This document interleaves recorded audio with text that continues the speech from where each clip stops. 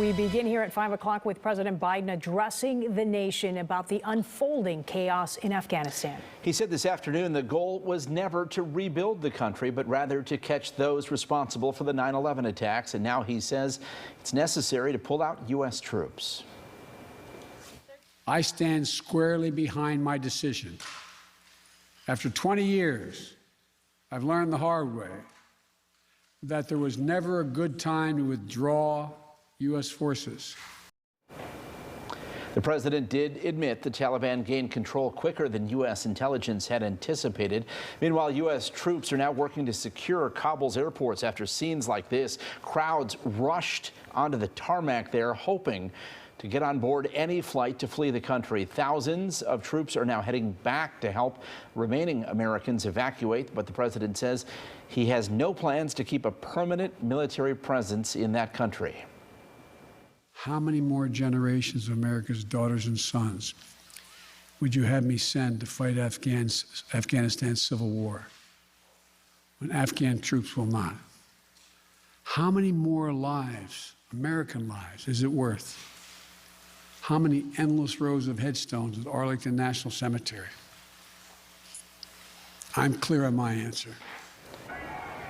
The president said he was working under an agreement reached under former President Trump, one that Trump had made with the Taliban that called for troops to leave Afghanistan in May. In the meantime, more than 2,400 American service members have died in the war in Afghanistan. The current chaos has many of their loved ones reflecting on many of their sacrifices. WGN's Dana Rebick is here with that part of the story.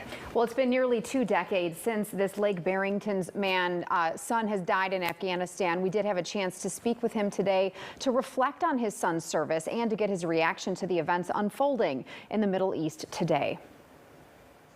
Rather conflicted. All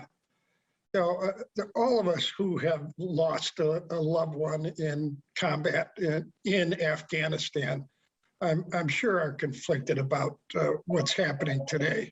Over the last few days, Jim Frazier has been following the developments in Afghanistan closely, wondering what his son would think.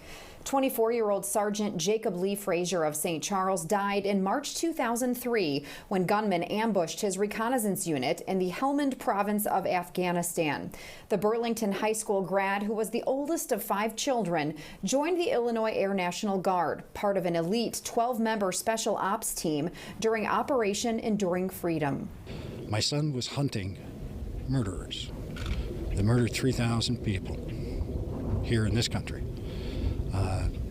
He believed that, and he was true to that.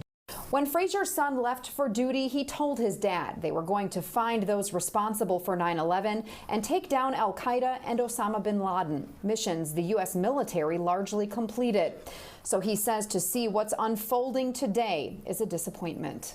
The country of Afghanistan has to look at itself and say, are we going to stand up? Are we going to take these billions of dollars worth of weapons and all this training that the Americans gave us and use it? No, we're going to throw our rifles down in the dirt and then let the Taliban take over. Frazier fears for the freedoms of women in Afghanistan, a generation who had access to jobs and higher education, worrying Sharia law will be reimposed under Taliban rule. He also feels the U.S. exit strategy was poorly planned and hopes our country can help evacuees. I hope that it's not too late to save a lot of Afghan lives. Of the people who supported our troops, who worked for us, and who did so much and tried so hard, their own country let them down, that our country gets them out of there alive. Jim Frazier feels that the United States should have methodically pulled all of these people out, these interpreters and those who want to flee the country over a longer period of time, and that in the long run, the Taliban and this new government will need to become part of the world economy, and he hopes that could be a motivator. Otherwise, Frazier says the people of Afghanistan and this disbanded military will need to rise up again and fight to get their country back. We'll see what happens. A lot of people watching. Okay, Dana Rebick, thank you so much for that.